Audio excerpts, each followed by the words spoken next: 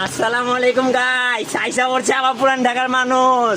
আলহামদুলিল্লাহ এন্টারপ্রাইজ থেকে মোহাম্মদ আদনান বলতেছিলাম। আল আদনান, এই দেখেন বস্তা, এই দেখেন মাল, এই যে ঢাকার বাইরে যাচ্ছে। দেখেন কত সুন্দর, আমি নিজের হাতে কাপড় কিনছি, নিজের হাতে গিয়ে আমি আমার বন্ধুকে কাপড় কিনলাম, আনলাম। দেখেন কত সুন্দর ফিনিশিং।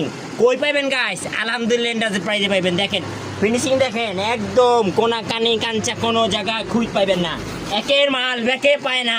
আলহামদুলিল্লাহ এন্টারপ্রাইজ এলে ব্যাকে পাইবো ইনশাল্লাহ। আমি দিব, আমি আসেন, চলে আসেন, দিলাম। ঢাকার বাইরে কই যাবো?